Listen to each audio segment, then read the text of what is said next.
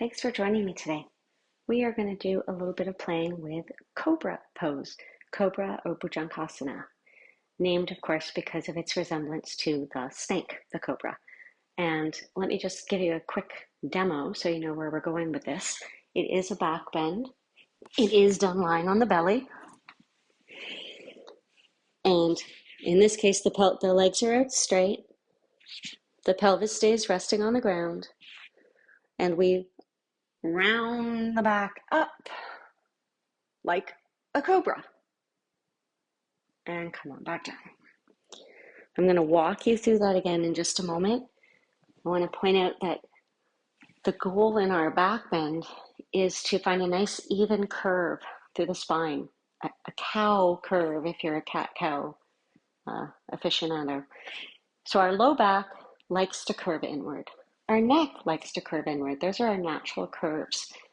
The part of our spine that likes to curve the other way is the mid-back, the thoracic. So from about the middle back, here's my shoulder blades, maybe an inch or two below, to the base of the neck. So that's the part that we're really going to think about in our Cobra, because that's the part that is going to be most resistant to back bending. So let's set up. Coming down onto your belly, legs are out straight. And take a moment to just notice what's going on with the legs and the feet. Often if the feet are turning in or out, the legs are too wide, that's going to affect how your legs are in the pelvis and how the pelvis is on the floor. And that can lead to some feelings of jamminess in the low back, not jamminess in the good yummy jammy way, but jamminess in the kind of stuck and uncomfortable way. So do take note of that. Some people like to engage the legs, pressing the feet down and lifting the knees. You can give that a try. Sometimes I like that, sometimes not, and I'll tell you why in a moment. Pelvis is going to stay easy on the ground. Buttocks are relaxed because we don't need our buttocks to do this extension through the spine. And find your breath. Breath, of course, always the most important thing. So nice steady breath. And for this, we're going to bring the hands underneath the shoulders. There's lots of other places you could put your hands, but that's what I'm choosing for today. And then I'd like to bring your awareness to your shoulder blades. And I can feel that my shoulder blades are sliding away from my spine towards the ground because gravity. But when our shoulder blades are sliding away or protracted, it tends to bring our upper back into more of that cat back, that rounded this way back. And of course, if we're trying to back bend, that's going to make things just harder. So we're going to gently bring the shoulder blades onto the spine. We're not going to try and squeeze them tight together, just drawing them up and then thinking about that area from the mid back up to the base of the neck and engaging those muscles to roll your shoulders and chest up and bring them back down. And I'm going to encourage you to have your hands be nice and light for this. We'll do a little baby cobra. So we're rolling shoulders and chest up, easy through the legs and the buttocks, and we'll come back down. And now bring your awareness to the back of your neck. So because our neck does like to go into extension, it can be really easy to start with the head. There's nothing wrong with starting with the head, but often what happens is we start with the head and then our brain gets the message that, I'm in a back bend already. I'm good. And we don't get the rest of the thoracic spine into it. So I'm going to encourage you to keep your neck long and neutral and again, focus on that area in the upper back. So let's do that one more time. Shoulder blades are gently on the back as we reach the heart forward. Heart forward, neck stays neutral. And we're going to come back down. Now, as we come higher, so if we do a baby cobra and let the hands float, we're not going to get too high.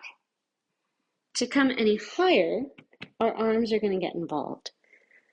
However, we're not going to push ourselves up. So let me show you if I push straight up. Now look what happened to my shoulders. They're way up around my ears. I can feel all my weight in my hands. I don't have a lot of curve in my upper back, but I can sure feel this in my low back, and I can feel my pelvis is really light. I'm going to come back down. So that's not the goal. Our goal is not to push up through the arms or even to straighten the arms. Rather, as we come up, those hands start to engage on the ground, and we're going to draw the elbows back. We're going to keep our shoulders nice and neutral to support us as the heart keeps reaching forward. So there's this sort of counter movement, back with the arms, forward with the chest, relaxing through the buttocks. I can feel mine trying to help. And come on back down. Push up for a moment. So I often like to think about the shoulder blades being like hands on the back. And those hands are gently pressing the heart forward. Yeah? So let's try Cobra one more time. Legs are out. Pelvis is easy and heavy. Pelvis is going to stay on the floor for Cobra. There are some poses where the pelvis comes off the floor. There are poses where the legs come off the floor as well, but not for Cobra. They stay grounded. Pelvis stays grounded. Hands, as you start to get a little bit more curve, more extension, your hands are going to move back a little bit to give you more support.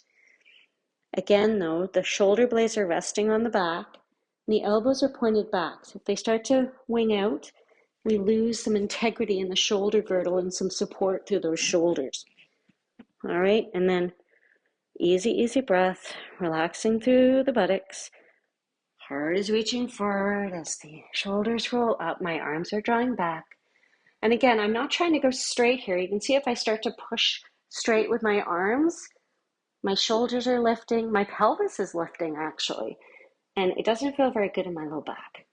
So I'm going to let that come back down. I can feel the top of my pelvis has tilted upward, but the base of my pelvis, the pubic bone, is still on the ground. And come on back down. All right. So if your Cobra still feels a little uncomfortable, like jammy in the low back or shoulders, or it just doesn't feel right, I'm going to do another video with a few poses that could help to bring a little more freedom into your Cobra.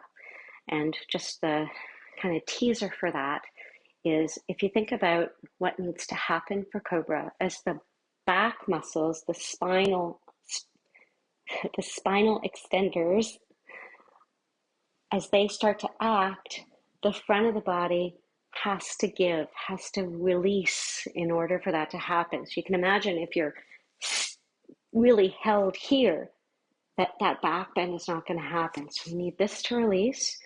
And then we also need the muscles that take us side to side and twist. We need those to also be supporting us so that as we come up in our Cobra, we're not doing this. Even though that's kind of a sneaky movement, that's still not the pose. So I hope you'll join me for that, and I hope you'll have fun exploring your Cobra. Thanks for watching.